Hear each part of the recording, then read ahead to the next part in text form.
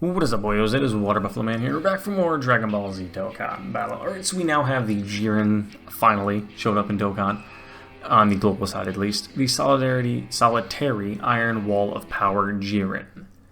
His leader skill is Universe 11, key 4, HP attack and defense of 200%, or Universe Survival Saga, key 3, HP attack and defense of 200%. I mean, we have now officially a full Universe Survival Saga leader for 200, but I don't know if I'm really going to use him on it, or if I'm really going to summon for him, to be honest, but we'll dive into that in a second. But his super attack is completed power, raises attack and defense for 1 turn, causes colossal damage to enemy, as well as ultra super attack. Ultra super attack is Overheat Magnetron, greatly raises attack for defense for 1 turn, causes mega colossal damage with a high chance to stun, so he's got a 50% chance to stun. Passive skill, now the burden of weakness falls upon you. That's a really long passive skill. Key +8, attack and defense of 350%, start of turn. Disables the attacked enemy's action once within the turn, once only, for 1 turn from the character's entry turn. Reduces damage received by 50%, so he has built-in 50% damage reduction, which is really nice. Plus an additional attack and defense of 50% while attacking, great chance of performing a critical hit, plus an additional attack of 100%, and an additional damage reduction of 11% as a second or third attacker in a turn.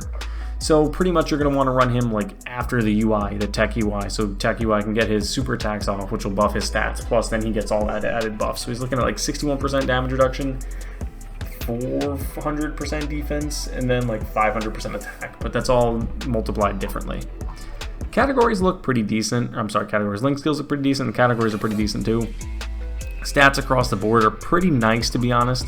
He does have a summonable free-to-play, or not summonable, I'm sorry, free-to-play super attack fodder.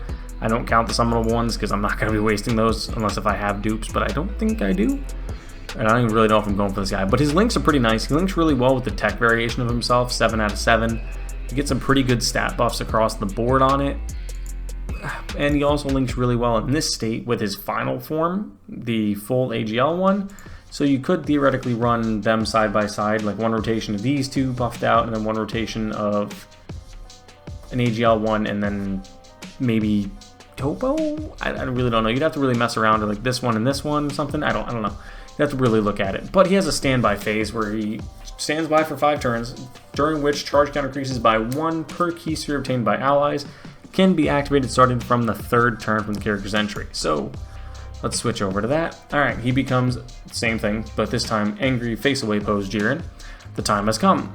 Unable to attack, defense plus 350%, and all allies key +3. Reduces damage received by 50%, and with each key sphere obtained, plus an additional damage reduction of 11%. Plus an additional defense of 100% when receiving an attack. Randomly changes key spheres of a certain type to AGL, excluded to AGL key spheres. All allies attack of 70%, self-excluded for 2 turns when the character is in the 2nd or 3rd slot to obtain key spheres in a turn. So he literally is a 2nd or 3rd slot unit is what you're trying to build him for. Okay, so after his standby mode ends, which you can do when count is 24 or less, for the resurface trauma version, he gets key 3, attack, and 30% for 3 turns. Or if you do it properly, when key count is 25 or more, he becomes full power JIREN, which then becomes this variation of JIREN, where he greatly raises attack and defense on his 12 key called Crimson Barrage, and his Omega Heat Magnetron massively raises attack and raises defense for 1 turn. You probably just heard Rex do the boo woo woos. He gets a guaranteed stun on enemies that can be stunned. Key +11, attack and defense of 400%. Reduces damage received by 60%, plus an additional damage reduction of 11%, and foresees enemies super attack for 1 turn from the character's entry, so once you first transform him. Plus an additional attack and defense of 111% while attacking, so that's really high. Great chance of performing a crit, so that's 70%. And with each attack performed, super attack performed, plus an additional chance of performing a crit for plus an additional chance of performing a critical hit plus 11%. So I'm not sure if that's for the 1 turn only, because if that's the case, that still gives him after 1 super an 81% chance. And since he's an AGL type, he has that built-in additional, so he could launch 2, 3 supers, all guaranteed to be criticals. Plus an additional attack of 50%, and guarantees attacks to hit, and performs a crit when key is 24. So that is so pointless to give him the great chance of forming a crit then. That is literally pointless. But it is what it is. Plus an additional attack of 50% with each super attack received. That I'm assuming stays. Alright, so with Jiren, I mean, he's another unit that's built into crit right off the start. So really, again, with this man, the same way you're going to want to build him is go minimal into crit at all, because the man's built in guaranteed. 70% minimum, 100% guaranteed at 24 key, so you literally don't do anything for critical for this guy. So what I'm going to say go top left, because he's got built-in 5 in additional.